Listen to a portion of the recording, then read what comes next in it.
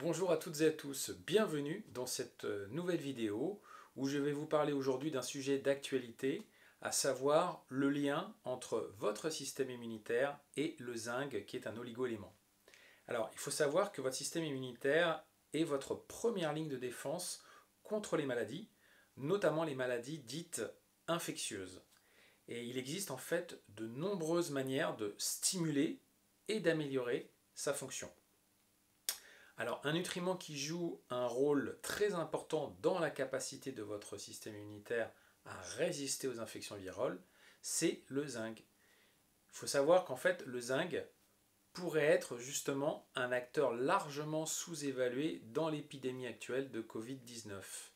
Espérons que les études à venir vont le prouver. Mais il faut savoir déjà à la base que le zinc est vital pour la fonction immunitaire. Je n'invente rien. Il a une activité d'une part antivirale directe, c'est sa première propriété.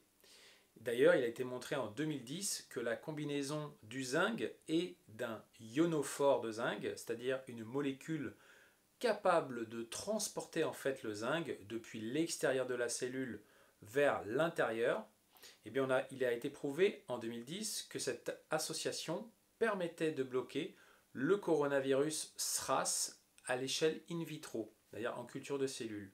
Le SRAS, je rappelle, est un coronavirus, mais qui n'est pas le même que le Covid-19 et qui est à l'origine de l'épidémie de 2002 en Chine. Dans les cultures de cellules, il a également bloqué la réplication virale en l'espace de quelques minutes en inhibant une enzyme spécifique qu'on appelle l'ARN polymérase. Plus récemment, peut-être vous avez entendu parler du docteur Vladimir Zelenko, qui a un cabinet médical à New York et qui affirme avoir traité avec succès 699 cas consécutifs de Covid-19 avec une combinaison de zinc oral, de chloroquine, qui est justement un ionophore de zinc, et d'un antibiotique, l'azithromycine. Le zinc, il faut savoir qu'en seconde fonction, est aussi nécessaire pour informer vos lymphocytes, qui sont vos soldats sur le champ de bataille, qu'ils doivent pouvoir produire des anticorps, qui sont les armes de vos défenses immunitaires contre les envahisseurs. Si le zinc est en défaut, c'est-à-dire en quantité insuffisante, la réponse immunitaire sera trop faible. On appelle cela l'immunodépression. Comme indiqué dans un article de 2013 sur la carence en zinc, je cite: le zinc est un deuxième message des cellules immunitaires et le zinc libre intracellulaire, donc dans les cellules, participe aux événements de signalisation.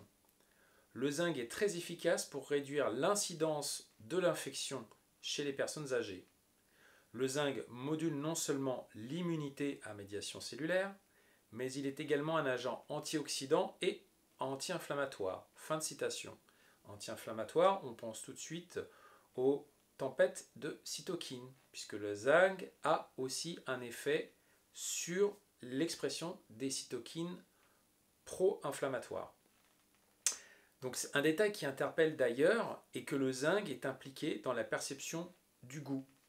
Or, un des symptômes du Covid-19 est la perte de ce sens, ce qui suggérerait que la forte sollicitation du système immunitaire pendant la phase infectieuse entraîne une baisse de la disponibilité du zinc, déjà insuffisante chez de nombreux sujets.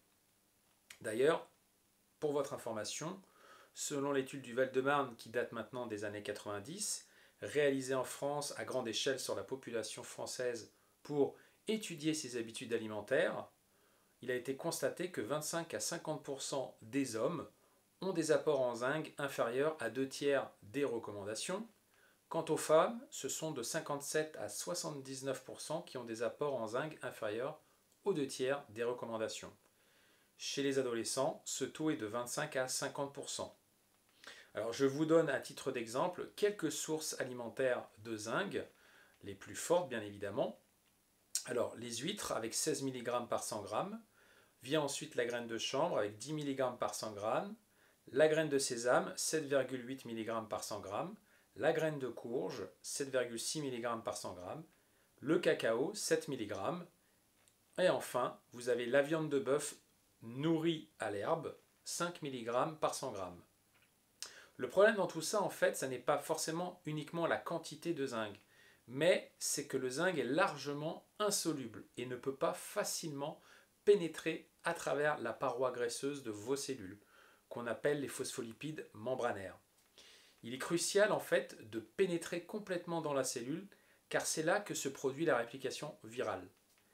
C'est là qu'interviennent justement les fameux ionophores de zinc, les transporteurs. Et le fait que les médicaments antipaludiques comme la chloroquine et l'hydroxychloroquine agissent comme des ionophores de zinc pourrait expliquer pourquoi ils semblent si utiles contre le Covid-19. Alors il y a d'autres composés naturels qui peuvent aussi produire des résultats similaires, c'est-à-dire jouer la fonction de transporteur, de ionophore. Et justement, une étude comparative publiée en 2014 s'est intéressée à deux ionophores du zinc d'origine naturelle, la quercétine et l'épigallocatechin galate, qu'on appelle en abrégé EGCG, qui est présent dans le thé vert. La quercétine, on la trouve essentiellement dans l'oignon. Notons que plusieurs des actions biologiques de ces composés pouvaient en fait être liées à leur capacité à augmenter l'absorption cellulaire du zinc. La quercétine est aussi un puissant antiviral à elle seule et ensemble, quercétine plus EGCG, présente également l'avantage supplémentaire d'inhiber une enzyme, la protéase 3CL, qui est une enzyme en fait utilisée par les coronavirus de type SRAS pour infecter les cellules saines. Comme expliqué dans un article publié en 2020 dans Nature, la protéase 3CL est, je cite, essentielle pour le traitement des polyprotéines qui sont transformées à partir de l'ARN viral. Fin de citation. De plus, selon une autre étude de 2020, la capacité de la quercétine et de l'EGCG et de certains autres flavonoïdes, qui sont des substances naturelles contenues dans notre alimentation, à inhiber les coronavirus de SRAS est supposée être directement liée à la suppression de l'activité de la protéase 3CL du SRAS-CoV dans certains cas. Alors, je rappelle que ces tests sont uniquement obtenus à l'échelle in vitro et ne sauraient absolument pas garantir les mêmes résultats à l'échelle humaine. Un autre point qui est intéressant de noter, l'ajout de vitamine B3, de vitamine B6 et de sélénium semble être aussi judicieux si l'on considère que tous les trois jouent un rôle dans l'absorption et la biodisponibilité du zinc dans le corps.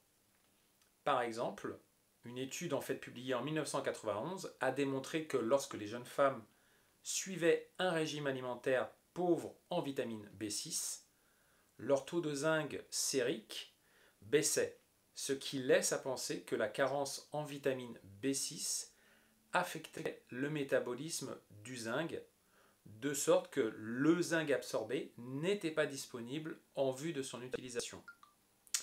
Une étude et des explications plus approfondies de la relation entre la vitamine B3 et le sélénium avec le zinc sont fournies dans l'article de 2008 intitulé Zinc, Métallothionine and Longevity, que vous trouverez en dessous de cette vidéo avec toutes les autres références scientifiques auxquelles je fais référence pour élaborer cet article. Voilà, donc j'espère que cette vidéo vous aura été utile et vous permettra de prendre conscience qu'un tout petit oligo-élément comme le zinc peut être très intéressant dans une démarche de prévention dans les circonstances actuelles. Portez-vous bien, prenez soin de vous. Ciao, ciao!